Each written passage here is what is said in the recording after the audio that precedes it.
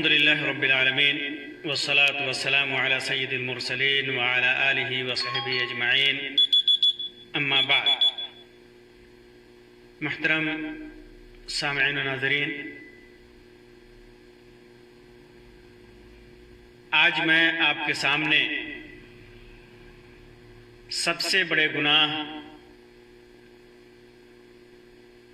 شرک کے بارے میں چند باتیں رکھوں گا. ویسے تو اکثر بیانات میں شرک سے متعلق چند باتیں آ جاتی ہیں، لیکن آج میں خصوصی طور پر شرک سے متعلق چند باتیں رکھوں گا. شرک کہتے کسے ہیں؟ شرک کہتے کسے ہیں؟ شرک کہتے ہیں اللہ تبارک و تعالی کی ربوبیت، اس کی الوہیت اور اس کے اسماء و صفات یعنی نام وغیرہ میں کسی کو شریک ٹھہرانا. اللہ رب ہے، اس کی ربوبیت میں کسی کو ساجی اور شریک ماننا. اللہ خالق کائنات ہے، اللہ رازق ہے، مدبر ہے، دنیا میں تصرف کرنے والا ہے. ان ساری چیزوں میں اللہ کو ایک جاننا توحید ہے، اور ان میں سے کسی بھی چیز کے اندر کسی دوسرے کو اختیار دینا یہ شرک ہے. اسی طرح اللہ کی عبادت میں الوہیت ہے، چونکہ اللہ حقیقی عبادت کے لائق ہے، وہی مستحق عبادت ہے. اس کے علاوہ دوسرے عبادت کے لائق نہیں ہیں، کسی کے لیے عبادت جائز نہیں ہے. لیکن آدمی اللہ کو چھوڑ کر یا اللہ کے ساتھ کسی غیر کی عبادت کرے، کسی غیر سے مانگے، کسی غیر سے دعا کرے، کسی غیر سے استغاثہ کرے، کسی غیر سے فریاد کرے، کسی غیر سے امید لگائے، کسی غیر سے ڈرے، تو یہ اللہ کے ساتھ شرک ہے. اسی طرح اللہ کے جو نام ہیں، اللہ کی جو صفات ہیں، اللہ تبارک و تعالیٰ کی جو خصوصیات ہیں، اس میں کسی کو شریک ٹھہرائے تو وہ مشرک ہے، اور یہی شرک ہے. دوسری چیز شرک کی بہت زیادہ مذمت قرآن اور حدیث میں آئی ہے. بہت سارا بیان اس سلسلے میں قرآن اور حدیث کی نصوص میں موجود ہیں. اللہ تعالیٰ فرماتا ہے قُلْ إِنَّمَا أَنَا بَشَرٌ مِثْلُكُمْ، اے محمد صلی اللہ علیہ وسلم آپ کہہ دیجئے کہ میں تمہاری طرح کا انسان ہوں. یوحا الیہ، لیکن میں نبی ہوں، میری طرف وحی کی جاتی ہے. خلقت میں، پیدائش میں تمہاری طرح کا انسان ہوں، لیکن میرا مقام اور میرا مرتبہ یہ ہے کہ میں اللہ کا نبی ہوں، اللہ کا رسول ہوں. انما الہکم الہ واحد، میری طرف یہ وحی کی گئی کہ اس بات کا اقرار کرو کہ، اور یہ بات میں تجھے بتاؤں کہ الہکم الہ واحد، تمہارا معبود حقیقی معبود ایک ہے، تنہا ہے، اس کے علاوہ اور کوئی عبادت کے لائق نہیں ہے، مستحق عبادت نہیں ہے، پوجا کے لائق نہیں ہے، پرستش کے لائق نہیں ہے. فمن کان یرجو لقاء ربہ، تو جسے اپنے رب سے ملنے کی امید ہو، فلیعمل عملا صالحا، اسے نیک عمل کرنا چاہیے. ولا یشرک بعبادت ربہ احدا، اور اپنے رب کے ساتھ وہ شرک نہ کرے، اپنے رب کے ساتھ کسی اور کی عبادت نہ کرے، کسی اور کو ساجی نہ کرے اس کی عبادت میں. اسی طرح عبداللہ ابن مسعود رضی اللہ تعالیٰ عنہ سے مروی ہے، فرماتے ہیں کہ میں نے اللہ کے رسول صلی اللہ علیہ وسلم سے پوچھا، اور بعض روایتوں میں ہے کہ او سئل، اللہ کے رسول صلی اللہ علیہ وسلم سے یہ پوچھا گیا کہ ای ذنب عند اللہ اکبر، اے اللہ کے رسول صلی اللہ علیہ وسلم اللہ کے نزدیک سب سے بڑا گناہ کون سا ہے؟ تو اللہ کے رسول صلی اللہ علیہ وسلم نے فرمایا ان تجعل للہ ندا وهو خلقک، سب سے بڑا گناہ یہ ہے کہ اللہ تبارک و تعالیٰ نے تجھے پیدا کیا، اس کے باوجود تو اللہ تبارک و تعالیٰ کو کے ساتھ کسی کو ساجی بنائے، کسی کو شریک ٹھہرائے. اسی طرح اللہ تبارک و تعالیٰ نے فرمایا وَاعْبُدُوا اللَّهَ وَلَا تُشْرِكُوا بِهِ شَيْئًا، منع فرمایا اللہ تبارک و تعالیٰ نے عبادت میں اللہ تبارک و تعالیٰ کے ساتھ کسی کو شریک ٹھہرانے سے۔ کہا وَاعْبُدُوا اللَّهَ وَلَا تُشْرِكُوا بِهِ شَيْئًا، اللہ کی عبادت کرو، اس کے ساتھ کسی کو شریک مت ٹھہرانا۔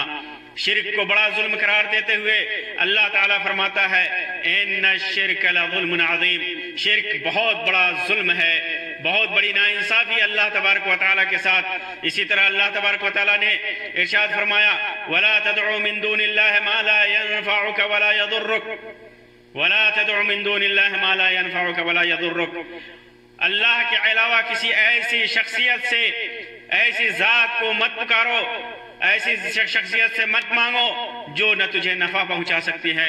اور نہ نقصان پہنچا سکتی ہے۔ فَإِن فَعَلْتَ فَإِنَّكَ إِذًا مِّنَ الظَّالِمِينَ، اگر اللہ کو چھوڑ کر کسی اور کو پکارا تو ایسا تو نے کیا فَإِنَّكَ مِنَ الظَّالِمِينَ، تو آپ ظالم ہو جائیں گے۔ اسی طرح اللہ تعالیٰ نے فرمایا وَمَن يَدْعُ مَعَ اللَّهِ إِلَٰهًا آخَرَ لَا بُرْهَانَ لَهُ بِهِ فَإِنَّمَا حِسَابُهُ عِندَ رَبِّهِ إِنَّهُ لَا يُفْلِحُ الْكَافِرُونَ، کہ جو اللہ تبارک و تعالیٰ کو چھوڑ کر کسی یا اللہ کے ساتھ کسی اور کو پکارتا ہے جس کی کوئی دلیل نہیں ہے، اللہ نے جس کا حکم نہیں دیا، جس کے لیے کوئی دلیل نہیں نازل کی ہے، فَإِنَّمَا حِسَابُهُ عِندَ رَبِّهِ، تو اس کا انجام، اس کا حساب، اس کا کتاب اللہ تبارک و تعالیٰ کے نزدیک ہوگا۔ إِنَّهُ لَا يُفْلِحُ الْكَافِرُونَ، کافر لوگ کبھی کامیاب نہیں ہوں گے۔ گویا مشرکین کو اللہ تبارک و تعالیٰ نے کافرین سے تشبیہ دی، کافر کہا۔ ابو ہریرہ رضی اللہ تعالیٰ عنہ سے مروی ہے اللہ کے رسول صلی اللہ علیہ وسلم نے فرمایا اجتنبوا السبع الموبقات، سات ہلاک کرنے والی چیزوں سے بچو، جن میں سے اللہ کے رسول صلی اللہ علیہ وسلم نے فرمایا ایک چیز اس میں سے ہے شرک باللہ، اللہ تبارک و تعالیٰ کے ساتھ شرک کرنا، کسی کو شریک ٹھہرانا۔ اسی طرح ابو ذر رضی اللہ تعالیٰ عنہ سے مروی ہے کہ اللہ کے رسول صلی اللہ علیہ وسلم نے فرمایا کہ میرے رب کے پاس سے آنے والا ایک آیا، یعنی فرشتہ آیا اور کہا فاخبرنی، مجھے بتایا،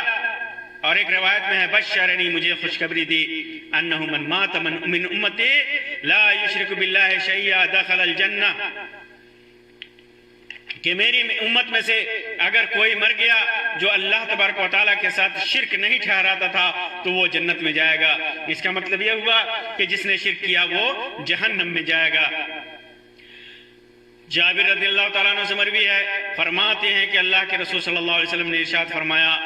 اللہ کے رسول صلی اللہ علیہ وسلم کے پاس ایک آدمی آیا اور اس نے کہا یا رسول اللہ مل موجبتان، دو واجب کرنے والی چیزیں کیا ہیں؟ تو اللہ کے رسول صلی اللہ علیہ وسلم نے فرمایا من مات یشرک باللہ شیئا دخل الجنہ،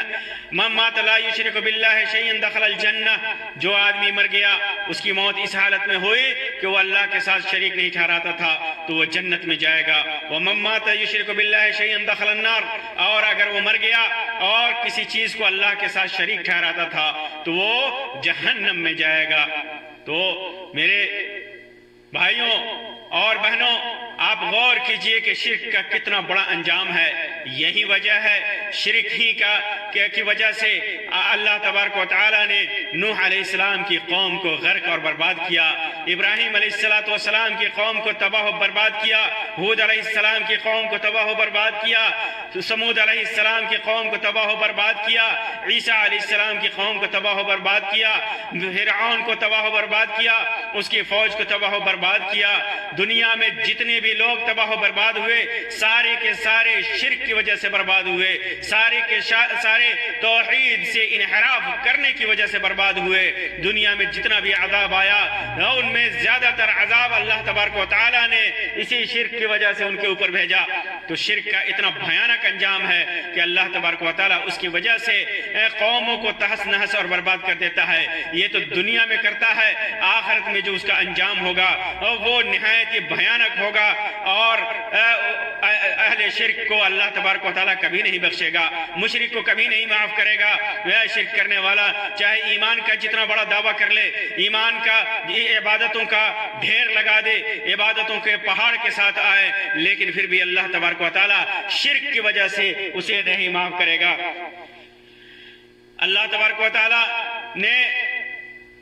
شرک کو اتنا بھیانک قرار دیا ہے۔ شرک، آئیے میں بتاؤں آپ کو کہ شرک کی 3 قسمیں ہیں۔ شرک 3 قسمیں ہیں، ایک شرک اکبر ہے اور دوسرا شرک اصغر ہے، اور تیسرا جو دونوں کو شامل ہے اسے شرک خفی کہتے ہیں۔ شرک اکبر اللہ تبارک و تعالیٰ کی عبادت کے ساتھ کسی اور کو شریک کیا جائے،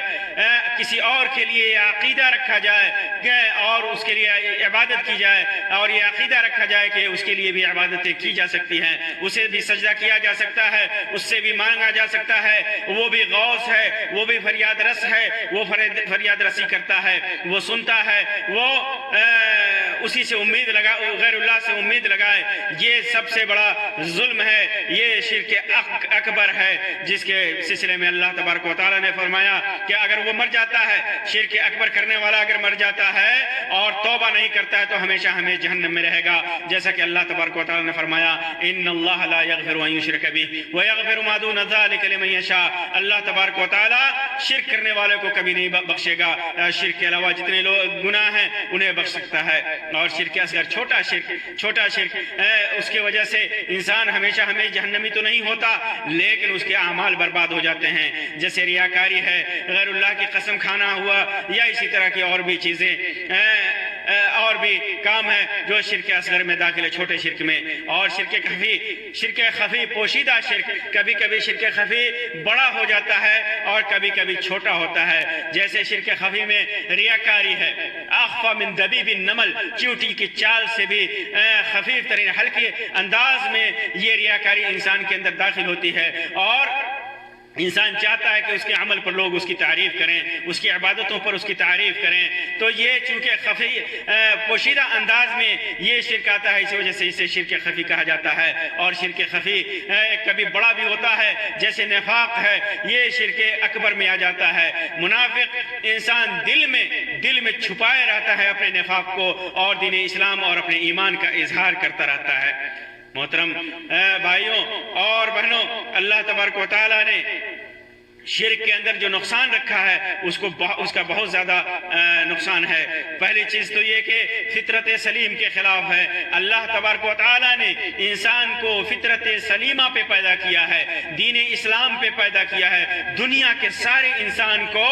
اس حالت میں پیدا کیا کہ وہ شرک نہیں کرتا تھا، صرف ایک اللہ تبارک و تعالیٰ کو جانتا تھا، کوئی گناہ اس سے نہیں ہوا تھا، کوئی شرک نہیں ہوا تھا۔ اور بعد میں کل مولود، اللہ کے رسول صلی اللہ علیہ وسلم نے فرمایا کل مولود یولد علی الفطرہ فابواہ یہودانہ او ینصرانہ او یمجسانہ، کہ ہر بچہ فطرت اسلام پہ پیدا ہوتا ہے، اصل فطرت پہ پیدا ہوتا ہے، اور اصل فطرت و توحید ہے، وہ توحید ہے، ایک اللہ تبارک و تعالیٰ کو ماننا ہے۔ اور پھر اس کے بعد لوگ اسے اس کے ماں باپ یا تو یہودی بنا دیتے ہیں، یا نصرانی بنا دیتے ہیں، یا مجوسی بنا دیتے ہیں، مشرک بنا دیتے ہیں، کافر بنا دیتے ہیں۔ یسلمان ہی نہیں کہا، مسلمان بناتے ہیں یہ نہیں کہا، کیوں؟ کیونکہ مسلمان یہ اسلام اور توحید یہ انسان کی فطرت میں داخل ہے۔ تو جو آدمی توحید کو چھوڑ کر کے شرک کو اختیار کرتا ہے، گویا اس نے فطرت سے لڑائی کی، فطرت سے جھگڑا کیا، فطرت کے خلاف کیا، جس چیز پہ پیدا کیا گیا اس چیز کا انکار کیا۔ تو یہ شرک کا ایک نقصان ہے۔ اسی طرح انسان شرک کی وجہ سے انسان ذلیل ہوتا ہے اور خوار ہوتا ہے، جگہ جگہ جاتا ہے۔ موحد آدمی کسی بھی معاملے میں، کسی بھی مسئلے میں صرف اللہ تبارک و تعالیٰ کی طرف رجوع کرتا ہے، اللہ کے لیے عزت سمجھتا ہے۔ اللہ تبارک و تعالیٰ جس کو عزت دیتا ہے، سمجھتا ہے کہ اہل توحید یہ سمجھتے ہیں کہ اللہ تبارک و تعالیٰ نے اس کو عزت دی ہے، ذلت سے بچا لیا ہے۔ وہ ذلت جو انسان ایک اللہ کو چھوڑ کر کے کبھی ادھر جاتا ہے کبھی ادھر جاتا ہے، کل انعام جانوروں سے بھی زیادہ اللہ تبارک و تعالیٰ نے مشرک کو گمراہ قرار دیا، جیسے ایک ریوڑ سے بھاگا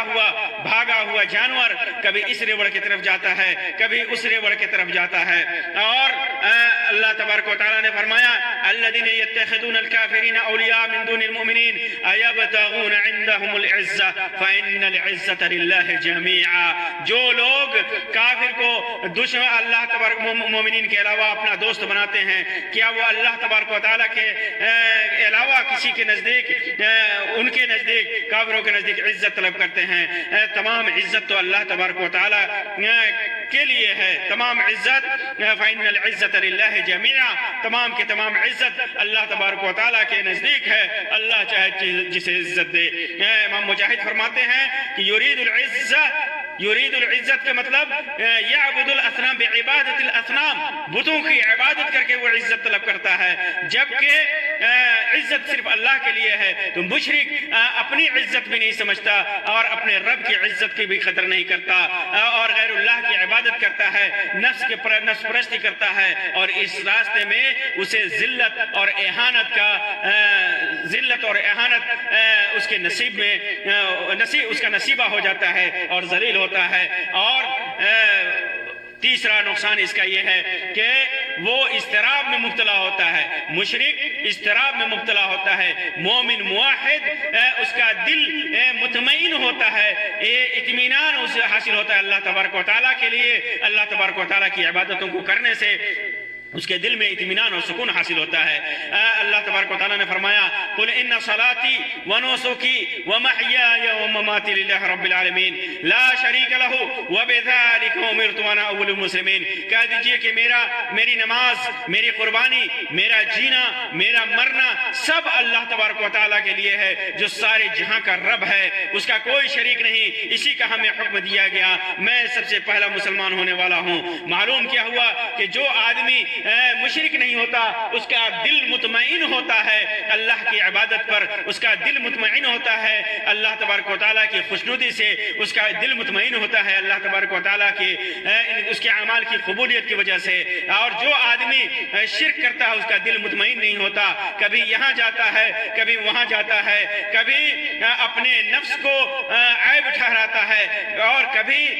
اس دیوی کے پاس جاتا ہے، کبھی اس ولی کے پاس جاتا ہے، کبھی اس قبر پہ جاتا ہے، کبھی اس مزار پہ جاتا ہے، کبھی یہاں جاتا ہے، کبھی انسان کے پاس جاتا ہے، کبھی بت کے پاس جاتا ہے، کبھی قبر کے پاس جاتا ہے، ان سے برکتیں طلب کرتا ہے، وہاں تشفی نہیں ہوتی، دوسرے کے پاس جاتا ہے وہاں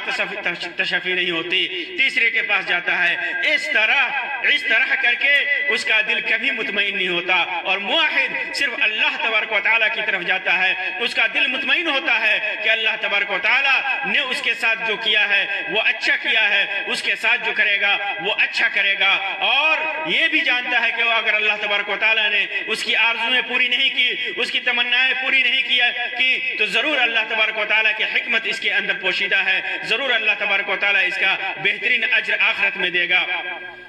اسی طرح شرک کا ایک نقصان یہ بھی ہے کہ باطل اور خرافات کا دنیا میں پھیلاؤ ہوتا ہے، باطل پھیلتا ہے، خرافات اور بدعات پھیلتے ہیں۔ آپ دیکھ لیجئے کہ مشرک جو ہوتا ہے تعویذوں، گنڈوں، جھاڑ پھونک، غیر شرعی جھاڑ پھونک کی طرف کس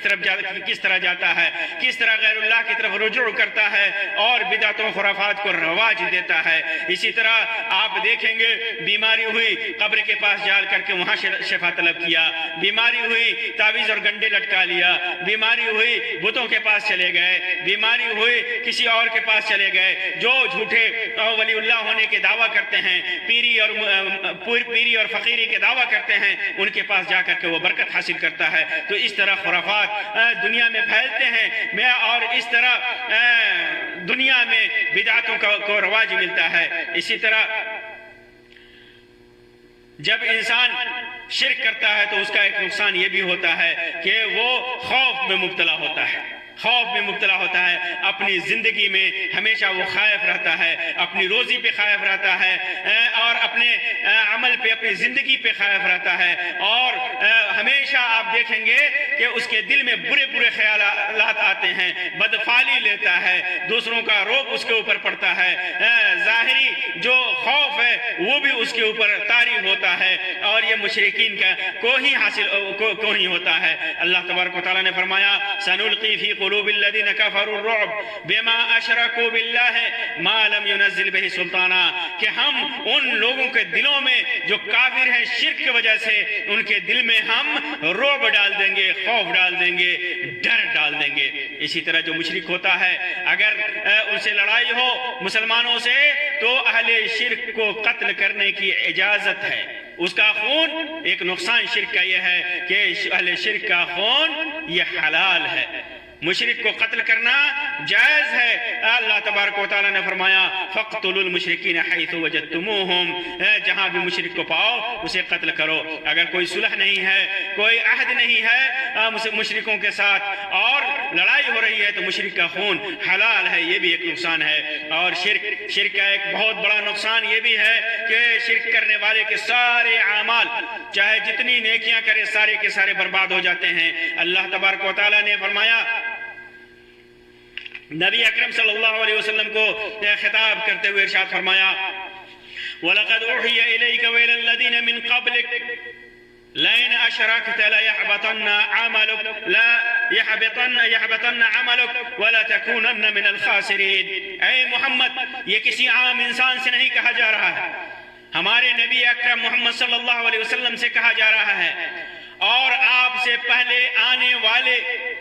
لاکھوں انبیاء کرام سے کہا جا رہا ہے، لاکھوں رسولوں سے کہا جا رہا ہے، جنہوں نے اللہ تبارک و تعالیٰ کی توحید کی تبلیغ کے لیے زندگی کھپائی، جن کا مشن ہی تھا توحید کا پرچار اور شرک سے لوگوں کو بچانا۔ اللہ کے نبی صلی اللہ علیہ وسلم سے بڑا موحد کوئی نہیں ہو سکتا، اس کے باوجود اللہ تبارک و تعالیٰ فرماتا ہے کہ آپ کی طرف وحی کی گئی وَإِلَى الَّذِينَ مِن قَبْلِكَ، اور آپ سے پہلے جتنے بھی انبیاء اور رسول تھے سب کی طرف وحی کی گئی لَإِنْ أَشْرَكْتَ، اگر آپ شرک کریں، وہ لوگ شرک کریں لَيَحْبَطَنَّ عَمَلُكَ، تو آپ کا عمل، اگر آپ نے شرک کیا تو آپ کا عمل برباد ہو جائے گا، رائے گا ہو جائے گا، وَلَتَكُونَنَّ مِنَ الْخَاسِرِينَ، اور آپ نقصان اٹھانے والوں میں سے ہو جائیں گے۔ یہ نبیوں کا حال ہے، اگر ان سے شرک کا صدور ہوتا تو ان کے اعمال بھی برباد ہو جاتے، وہ خائب و خاسر ہوتے، لیکن اللہ تبارک و تعالیٰ ہوتے تو یہ عام انسانوں کے سلسلے میں آپ تصور کر کیجئے کہ کیا ہوگا، کیا ہو سکتا تھا۔ اسی طرح اللہ تعالیٰ فرماتا ہے قل هل ننبئكم بالاخسرین اعمالا، کہہ دیجئے کہ کیا سب سے زیادہ اعمال کے خسارے والے، جن کے اعمال میں خسارہ ہوا، گھاٹا ہوا، نقصان ہوا، ان کے سلسلے میں نہ بتاؤں؟ الذین ضل سعیهم فی الحیات الدنیا، جن کی ساری کوششیں دنیا کی برباد ہو گئیں، ساری نیکیاں برباد ہو گئیں۔ وہم یحسبون انہم صنعا، وہ سمجھتے تھے کہ وہ نیکی کر رہے ہیں لیکن سارے کے سارے برباد ہو گئے۔ اولئک کالذین کفروا بآیات ربہم ولقائہ فحبطت اعمالہم ولا نقیم لہم یوم القیامۃ وزنا، ان کے سارے اعمال برباد ہو گئے کیونکہ انہوں نے اللہ کے اپنے رب کی آیات کا انکار کیا، اپنے رب سے انکار کیا تو ان کے اعمال برباد ہو گئے۔ اسی طرح اللہ کے نبی صلی اللہ علیہ وسلم نے فرمایا کہ اللہ تبارک و تعالیٰ فرماتا ہے انا اغنی الشرکاء، یعنی شرک، میں شریک کرنے والے مشرکین کے شرک سے بے نیاز ہوں۔ من عمل عملا اشرک فیہ معی غیری ترکتہ وشرکہ، جس نے کوئی عمل کیا اس کے اندر، اس عمل کے اندر، اس عبادت کے اندر میرے علاوہ کسی اور کو شریک کیا تو میں اس کو بھی چھوڑ دیتا ہوں، اس کے عمل کو بھی چھوڑ دیتا ہوں۔ عائشہ رضی اللہ تعالیٰ عنہ فرماتی ہیں کہ میں نے کہا، عائشہ رضی اللہ تعالیٰ عنہ نے پوچھا اللہ کے رسول صلی اللہ علیہ وسلم سے، اللہ کے رسول صلی اللہ علیہ وسلم ابن جدعان کے بارے میں آپ کیا کہتے ہیں، جو جاہلیت کے زمانے میں بہت زیادہ نیکیاں کیا کرتا تھا، رشتہ داری نبھاتا تھا، مسکینوں کو کھانا کھلاتا تھا، کیا اس کا وہ عمل قبول کیا جائے گا؟ تو اللہ کے رسول صلی اللہ علیہ وسلم نے فرمایا کہ اس کا عمل قبول نہیں ہوگا، کیونکہ کبھی اس نے نہیں کہا کہ اللہ قیامت کے دن میرے گناہوں کو معاف کر دینا، معاف کر دینا۔ تو شرک کا ایک بہت بڑا نقصان یہ ہے کہ اللہ تبارک و تعالی مشرک کے سارے نیک اعمال کو برباد کر دیتا ہے اور قیامت کے دن یہ سارے نیک اعمال اس کے کسی کام نہیں آئیں گے۔ اسی طرح مشرک کے اوپر جنت حرام ہے، جنت حرام ہے، مشرک کا ٹھکانہ جہنم ہے جیسا کہ میں نے بتایا، اور اس جہنم میں ہمیشہ ہمیش رہے گا۔ اللہ تبارک و تعالی ارشاد فرماتا ہے انہ من یشرک باللہ فقد حرم اللہ علیہ الجنہ ومأواہ النار وما للظالمین من انصار۔ جس نے اللہ تبارک و تعالی کے ساتھ شرک کیا فقد حرم اللہ علیہ الجنہ، اس کے اوپر اللہ تبارک و تعالی نے جنت کو حرام کر دیا ہے اور اس کا ٹھکانہ جہنم ہے۔ اور ظالمین یعنی مشرکین کا اللہ تبارک و تعالی مشرکین کے لیے کوئی مددگار نہیں ہوگا، نہ کسی کی شفاعت قبول ہوگی، نہ اللہ کی رحمت پہنچے گی، نہ اس کے اعمال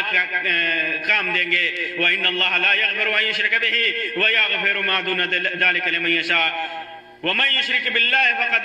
افْتَرَىٰ إِثْمًا عَظِيمًا۔ کہ اللہ تبارک و تعالیٰ شرک کے علاوہ جتنے گناہ چاہے معاف کر دیں، اور شرک کو نہیں معاف کرے گا۔